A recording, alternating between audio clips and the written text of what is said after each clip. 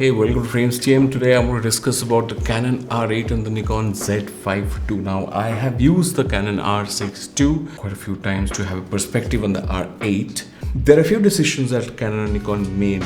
Canon decided to go with a certain kind of design for RP, and Nikon decided to go with a certain kind of design for the Nikon Z5. The Nikon decisions was of minimum deviation from their standard model of Z6 and Z7 platforms. So essentially what they did was they took out the screen here and they put this mode dial here. That's it.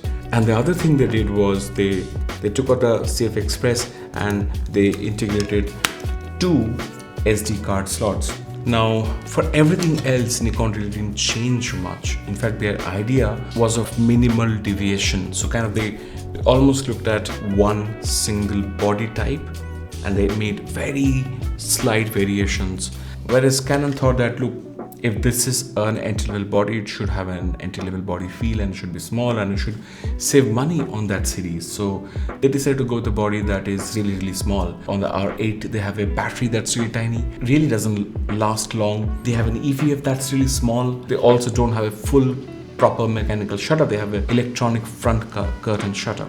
Then, because the body is so tiny, I think they couldn't put an IBIS into the Canon R8. Suddenly you're talking about a lot of compromises. And I know Tony Northrup and a bunch of Canon users really hailed the Canon R8, saying this is the best full-frame entry-level camera. And I always thought, it's not really, it's not. The only strength the R8 actually has over many of its competitors is the full-frame 4K 60. But the thing there is that it doesn't have stabilization and it suffers from not having the C-Log 2. The Canon R8 doesn't have C-Log 2, it has C-Log 3. Which means if you really look at the dynamic range of C-Log 3, it's not fun. It's not very interesting. It's good enough for most situations, but really, if you compare that with Nikon's N-Log, Sony's S-Log 3, Panasonic's V-Log, it doesn't match. Even Fuji's original F-Log, not F-Log 2, is better, I would say, than Canon's C-Log 3. So yes, it does give you uncropped 4K 60, but you don't have a good log. You don't have C-Log 2, you don't have IBIS. So it's going to be a stationary camera, always on a gimbal. Now let's talk about that. If you're using the Canon R8 and if you want to stabilize that footage, you have to put it on a tripod. It has to be stationary.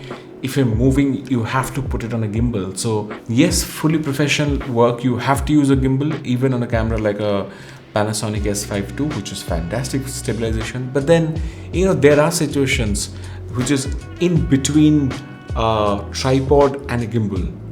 And I think in my experience, they are most of the situation. They're majority of the situations when you want to get creative, get close, you're holding it carefully, moving your body, holding it here, and just carefully creating movement within a shot, and you do that all by hand. That little help from IBIS, along with mechanical IBIS, along with the e-IBIS. The Canon R8 entirely skips that. So I think these are a lot of shortcomings for the Canon R8. I never believed the Canon R8 was the body. I was waiting for the Nikon Z5II and finally it's here. I'm actually yet to have my copy of the Z5II. Whenever I have the copy, I'll go in depth and actually show picture quality and image quality, all of those things. But if you intellectually look at the Canon Nikon Z5II, it seems like a fantastic camera. That sensor that you see on the Nikon Z5II is also found on the Nikon ZF, and I can tell you, I think in the current line of cameras with XP 7 processors, the Nikon ZF, in my experience, gave the best results. The most beautiful colors with the most dynamic range, and that's what you're going to get on the Nikon Z5II. Fantastic. And yes, the burst shooting speed is limited to 11 frames per second. On the ZF, it's actually 14, but it's fine. It's honestly, it's really good. The problem with the Canon R8 is that when you want to shoot raw and you want burst shoot, you have to use electronic front curtain shutter, and it's limited to 6 FPS. That's really low. That's comparable to the Sony A7 IV, but the Z5II will give you 11 frames per second in full 14 bits RAW. It can do 20 frames a second. I think it can do 30 frames a second with JPEG.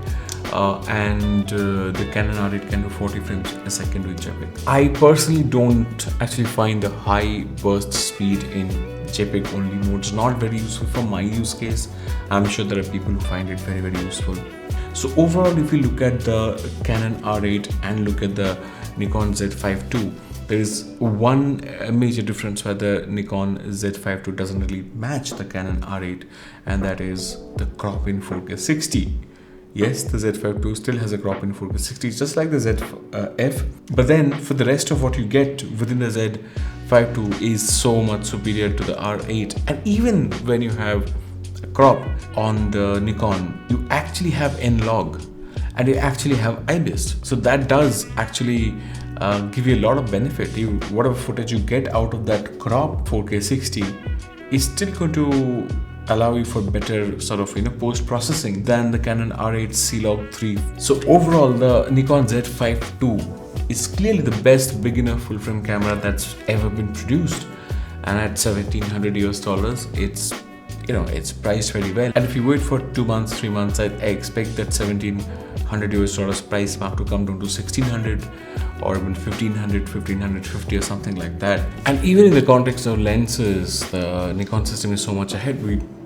If anyone follows the camera world, then you know it, right? But if you don't, you can have very affordable lenses coming from now Sirui, Viltrox. Nikon also has its very affordable line of lenses like the 40f2, the 28 2.8. Then you have affordable line of lenses coming from Viltrox, the 135 1.8. The recently launched 35 1.2 is soon going to be available on the Z mount. And you can adapt all the Sony lenses. I use Sigma lenses adapted on my Nikon cameras. They're not very easily compatible. The camera will take up a little bit of time to actually wake up, but they work.